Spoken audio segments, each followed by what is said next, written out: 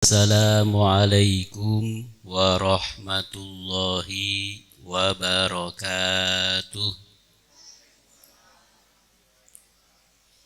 Bismillah, alhamdulillah, salatan wa salaman ala rasulillah wa ala alihi wa ashabihi wa mawalah, amma ba'du.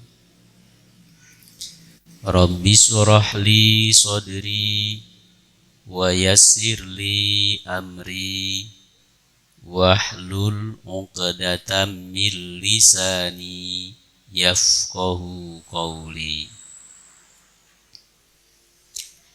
Bapak-bapak, ibu-ibu sareng saderek sadayana rahimani wa rahimakumullah. Pada kesempatan kali ini akan dibahas salah satu amalan yang sangat-sangat utama, terutama di akhir bulan Ramadan. Amalan itu adalah idkhalus surur ala ahlil kubur, menggembirakan para ahli kubur. Kita semuanya punya orang tua, kakek, nenek, dan leluhur-leluhur yang mereka sudah tidak lagi di dunia. Mereka berada di alam kubur atau alam barzakh. Menurut hadis Nabi, di mana orang yang sudah meninggal dunia itu kal ghariqil mutaghawwisi, seperti orang yang tenggelam. Yantadhiru dakwah, dia selalu menunggu doa, menunggu dan terus menunggu doa. Doa baik yang dipanjatkan oleh anaknya, saudaranya, atau teman-temannya. Jadi orang-orang yang dikubur itu mereka menunggu-nunggu doa dari mini benihi, dari anaknya, au akhihi, atau dari saudaranya, au sodikinlah, atau dari teman-temannya. Fa'idha lahiqatuhu kana ahabbahu minad dunia. Kalau ahli kubur itu didoakan, maka dia merasa senang, bahkan lebih senang daripada dikasih dunia beserta isinya. Nah, amal yang terbaik di bulan Ramadan, terutama di 10 hari yang terakhir, salah satunya adalah menggembirakan ahli kubur dengan cara mendoakan mereka. Ya Allah, ampuni bapak ibu saya yang sudah berada di alam barzah. Jadikan kubur mereka taman dari taman surga dan jauhkan dari kubangan api neraka. Kalau kita sudah doakan seperti itu, menurut hadis tadi, mereka sangat gembira, lebih bergembira daripada dikasih dunia beserta isinya. Suka mendoakan orang-orang tuanya? Alhamdulillah, berarti mereka gembira. Tapi kalau anak lupa tidak mendoakan orang tuanya, kasihan orang tuanya di sana. Boro-boro orang lain, anak sendiri juga lupa. Boro-boro bukan saudara, saudara sendiri juga lupa. Itu mereka sedih, nangis. Karena itu, gembirakan orang yang sudah ada di kubur. Gembirakan orang yang sudah ada di kubur.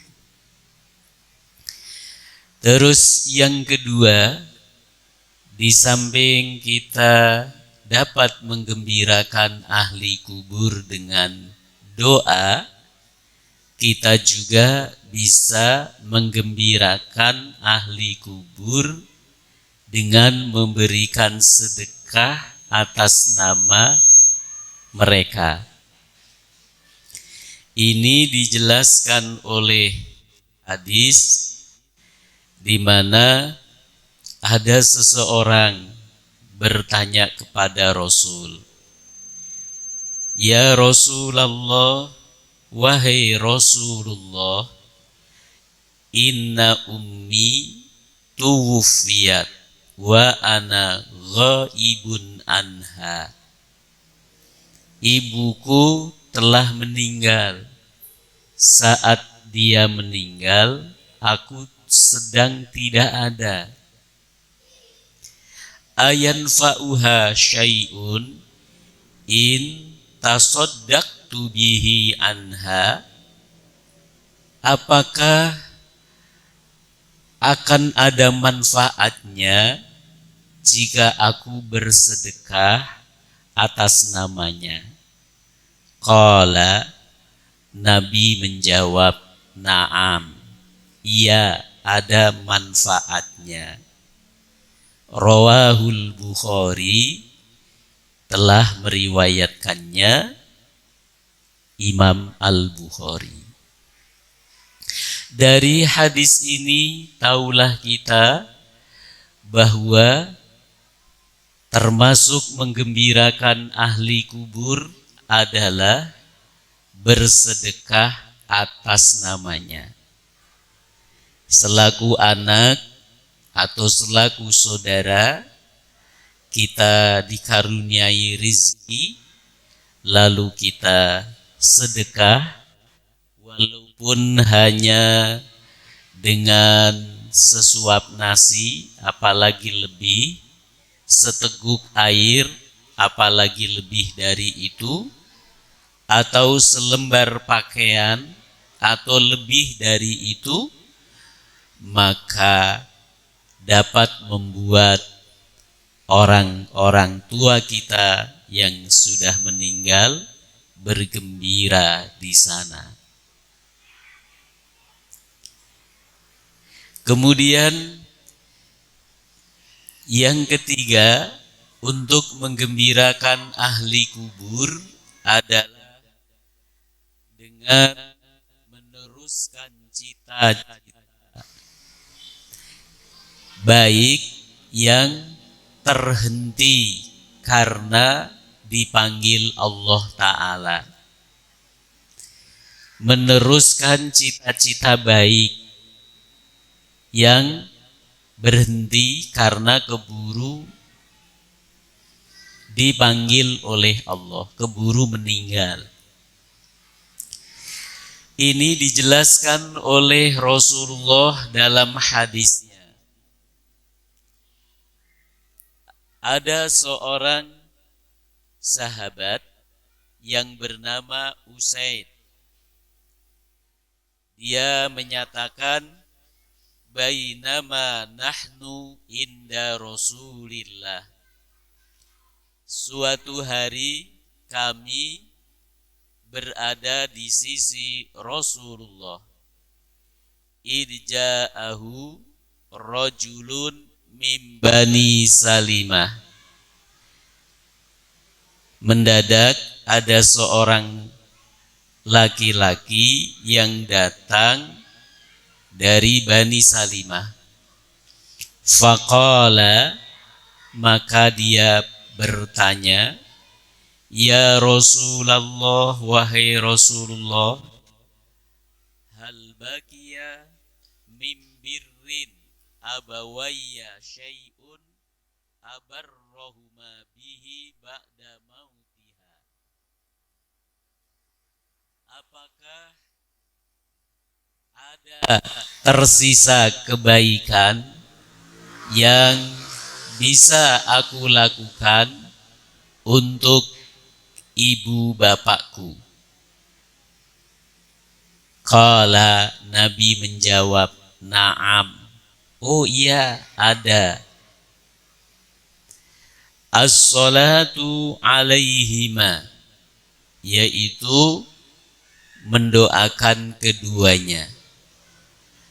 Wal istighfaru lahuma, dan memohonkan ampunan buat keduanya. Wa inqadu ahdihima, dan meneruskan janji-janji atau memenuhi janji-janjinya.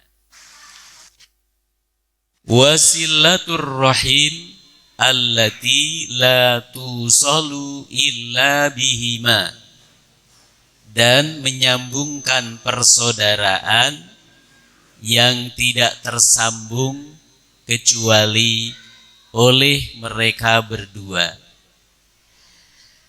Wa ikramu sadiqihima, dan memuliakan teman dekatnya. Di hadis ini dijelaskan ada seorang sahabat, dia bertanya kepada Nabi, ya Rasulullah, adakah kebaikan yang bisa aku lakukan sesudah orang tua saya meninggal dunia? Jawab Nabi, ada. Yaitu pertama, kamu mendoakannya. Yang kedua, kamu memohon ampunan buat mereka berdua. Yang ketiga, kamu teruskan cita-cita baiknya yang berhenti karena keburu dipanggil Allah. Yang keempat adalah kamu menyambungkan persaudaraan yang terputus karena ketiadaannya, supaya teparem obor. Dan yang kelima adalah memuliakan teman-teman dekatnya. Jadi kalau selaku anak kita mendoakan ibu bapak, kakek nenek atau leluhur yang sudah menjadi ahli kubur atau penghuni barzah, maka mereka akan senang. Atau memohonkan ampunan, atau meneruskan cita-citanya, atau bersilaturahim kepada saudara-saudara almarhum atau almarhumah, dan atau memuliakan teman-teman dekatnya. Jika ada seorang anak melakukan yang 5 itu, maka mereka ahli kubur dari keluarganya sangat senang. Tetapi jika yang dilakukannya sebaliknya, ya, anak-anaknya tidak pernah mendoakan, tidak pernah memohonkan ampunan. Cita-cita baik bapaknya yang berhenti tidak pernah diteruskan. Terus menghubungkan persaudaraan antar saudara ibu bapaknya tidak pernah dijalin, bahkan diputus-putusin. Malahan mereka saling bermusuhan. Itu membuat yang ada di alam kubur menjadi sedih. Itu membuat mereka menjadi menderita. Karena itu, Bapak, di bulan Ramadan ini saatnya kita untuk belajar menggembirakan ahli kubur. Kalau bukan kita selaku anaknya atau cucunya, cicitnya, siapa lagi? Itu yang pertama. Jadi amalan baik yang dicintai Allah untuk bisa dilakukan pada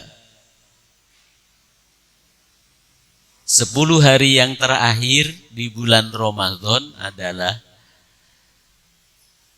idkhalus surur ala ahlil kubur, menggembirakan ahli kubur. Lalu yang kedua adalah idkhalus surur alal ahya minal muslimin, yaitu menggembirakan orang-orang Islam yang masih hidup, membuat orang Islam yang masih hidup merasa bergembira. Ini dijelaskan oleh Rasulullah. Ja'a rajulun ila Rasulillah. Suatu saat seseorang mendatangi Rasulullah. Faqala, lalu dia berkata, ya Rasulullah, wahai Rasulullah, ayyun nas ahabbu ilallah. Siapakah orangnya yang paling Allah cintai itu? Wa ayyul a'mal ahabbu ilallah. Dan amal apakah yang paling Allah cintai itu? Faqala, maka Rasulullah bersabda, ahabbun nas ilallah anfa'uhum linnas. Manusia yang paling Allah cintai adalah orang yang paling bermanfaat bagi mereka. Wa ahabbul a'mal ilallah sururun yudkhiluhu ala muslim. Dan amal yang paling Allah cintai adalah menggembirakan sesama muslim. Kasauta auratah, kamu menutup auratnya. Dengan kata lain, memberi pakaian kepadanya. Wa asba'ta ju'atah, dan kamu mengenyangkan rasa laparnya. Dengan kata lain, memberi makan kepadanya. Au qadhaita lahu hajatah, atau kamu memenuhi kebutuhannya. Jadi ceritanya ada seseorang menemui Nabi, lalu dia bertanya, "Ya Rasulullah, siapakah orang yang terbaik itu? Terus, dan amal apakah yang paling Allah cintai itu?" Maka Nabi menjawab, orang yang terbaik yang Allah cintai adalah orang yang paling bermanfaat bagi sesama. Jadi dia menjadi manusia yang sangat dibutuhkan oleh orang lain. Kehadirannya mencerahkan bagi orang yang dalam kondisi kebingungan. Kehadirannya membuat senyum bagi orang yang menangis. Kehadirannya membuat orang yang telanjang dapat memperoleh penutup pakaian. Kehadirannya dapat membuat orang yang lapar menjadi kenyang. Kehadirannya menjadikan orang yang bodoh menjadi alim, pengangguran menjadi punya pekerjaan, dan seterusnya. Itulah orang yang baik yang dicintai oleh Allah Subhanahu wa ta'ala. Sedangkan amalan yang paling Allah cintai adalah menurut hadis ini, tudkhilus surur alal muslimin, yaitu menggembirakan orang Islam. Jadi kalau ada orang, dia suka menggembirakan orang Islam dengan caranya, dengan menghiburnya, dengan membantunya, dengan mencerahkan pikirannya, dengan mensupportnya, dan seterusnya, maka itu dianggap sebagai amalan yang paling dicintai oleh Allah Ta'ala. Bapak-bapak, ibu sareng saderek sadayana, di dalam hadis Rasul menyatakan, yuhsyarun nas yaumal qiyamah, kelak pada hari kiamat manusia itu dikumpulkan di padang mahsyar, khuffatan, dengan kondisi nyeker, tanpa sendal, tanpa alas kaki, urrotan, lagi pula telanjang bulat. Jadi di samping telanjang kaki, tanpa alas kaki, juga dia urroh, telanjang bulat. Uhurlan, lagi pula kulub. Kulub itu belum dikhitan. Ketika mendengar penjelasan Rasul seperti ini, Aisyah, istri tercinta Rasulullah, bertanya, "Ya Rasul, ar-rijal wan nisa jami'an yanduru ba'dukum ila ba'din?" Nanti itu laki-laki dan perempuan mereka kumpul, bisa melihat sebagian oleh sebagian yang lain. Tanya Aisyah, nanti bisa saling lihat atuh ya Rasulullah, kalau pada telanjang teh? Qala, Rasulullah menjawab, "Ya Aisyah, al-amru asyaddu ayyuhimmahum dzalika." Urusan pada waktu itu lebih penting daripada melihat. Artinya, mana mungkin bisa sempat melihat, karena mereka masing-masing sedang sibuk dengan urusan mereka. Tetapi dalam kondisi manusia yang telanjang itu, kelak ada orang-orang tertentu yang tidak telanjang karena berpakaian. Siapa mereka? Satu di antaranya adalah orang-orang yang suka memberi pakaian kepada orang lain. Pakaian baru atau pakaian layak pakai.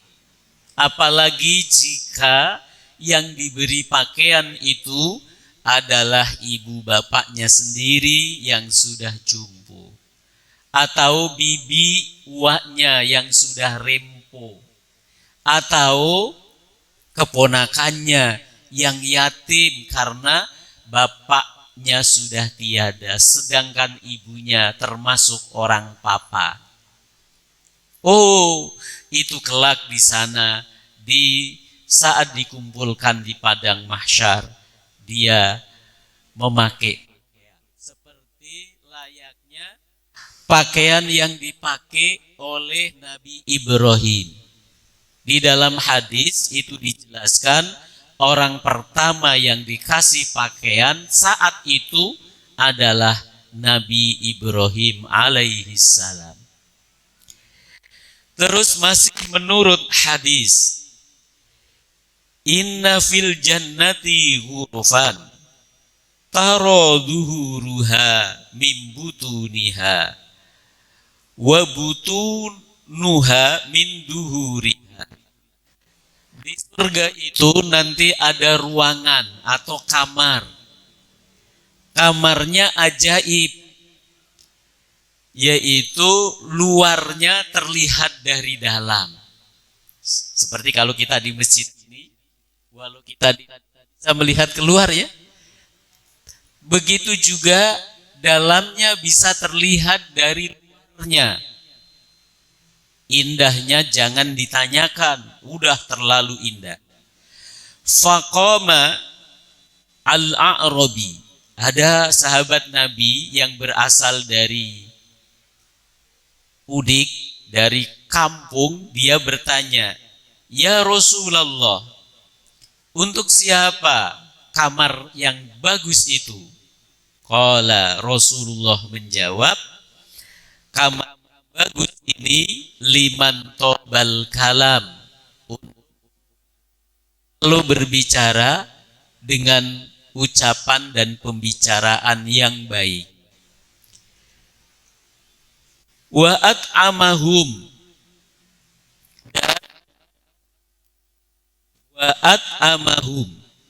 dan orang yang memberi makan. Wa adama siyam, dan orang yang melakukan atau menunaikan puasa. Wa sholli bil lail wan nasu niyam, dan orang yang melakukan sholat malam saat manusia.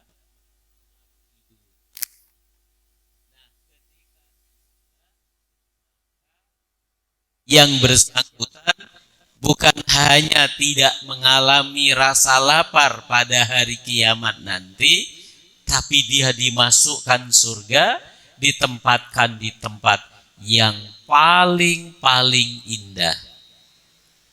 Ikhwata iman rahimani wa rahimah,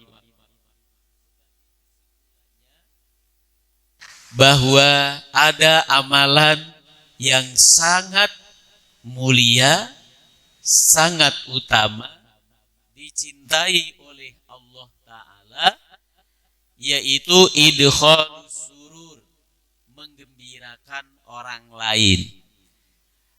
Baik menggembirakan ahli kubur, orang yang sudah meninggal di kubur, dengan cara mendoakannya, bersedekah atas namanya, atau membacakan istighfar untuk keduanya, atau meneruskan cita-cita baik yang terputus karena dipanggil Allah, atau menghubungkan sanak kadang, sanak saudara supaya tidak parun obor, termasuk memuliakan teman-teman dekat dari almarhum atau almarhumah.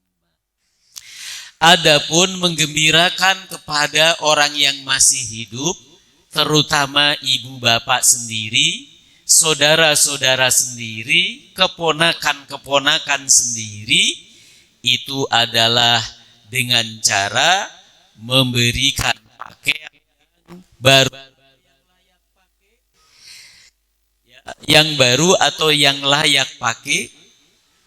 Insya Allah nanti di sana Allah akan memberi pakaian kepadanya sehingga dia tidak telanjang, atau memberi makan kepadanya menurut kemampuan yang ada, walaupun hanya sesuap apalagi lebih, dan dampaknya dia di sana tidak akan merasa lapar, plus di sana dia memperoleh tempat dan kedudukan yang tinggi di surga.